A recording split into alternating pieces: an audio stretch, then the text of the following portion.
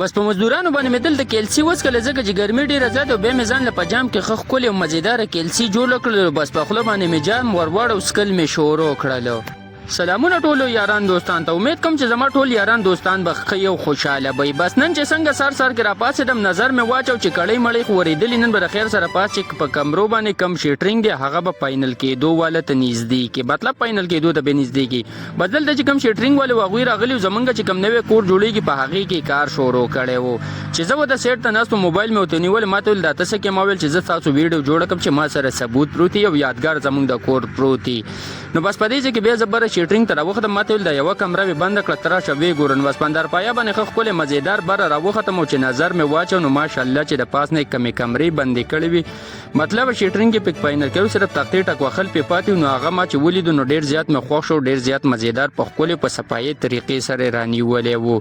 نو اوس تاسو ما ته په کمنټس کې ووایئ چې ستاسو ته زمونږ د دې نوي کور ته نقشه څنګه ښکاري ځکه چې په دې باندې ما د دې نه مخکې 2-3 ولاګز یې اپلوډ کړي دي. نو بس ما ورته ویل یاره تاسو ښه پوهېږئ او بس زه خو نه پوهېږم په خپلې استاذۍ باندې ښه ښکلی مزېدار جوړ کړئ.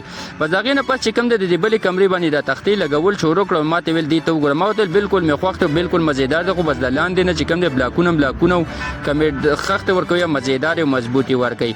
بس دلته مې په هغوی باندې ښه مزېدار ښه په درس کې چې کوم دی نو کیلسي وڅکله ځکه چې ګرمي ډېره زیاته وه او پته نه چې درجه حرارت ټمپریچر به نن څومره و.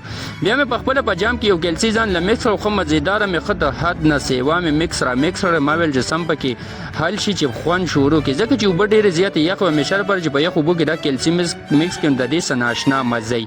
زما بلډ پریشر هم لو کېږي نو په دې وجه باندې زه دا ډېرې زیاتې څکمه. اوس تاسو راته وایئ چې د دې نقصان ډېر دی که فایدې ډېرې دي. تر دې چې کله د خیر سره یوه کمرې مکمل تختې بندې کړې بس زه ورته بیا واپس بره راوختم او نظر مې پرې واچو چې پیروشه استاد مخامخ لګیا. ما ورته ویل زما خو ډېر زیات خوښ شو ورالم وم پرې ګرځېدم. ما ورته ویل میخونه پرې ښه ډېر وښیي چې دا مضبوطي.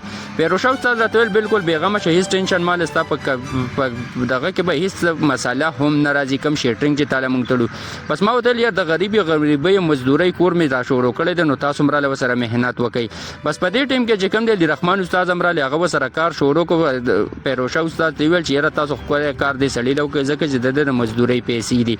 هغوی راته ویل چې بلکل ته ټینشن ماله بس انشاءالله بس دا زمونږ کور دی تاسو لیدی شئ د لاندې هم چې ماشاءالله ډېر په ښکلې نقشې او ډېر په ښکلې طریقې سره هم رانیولی دی.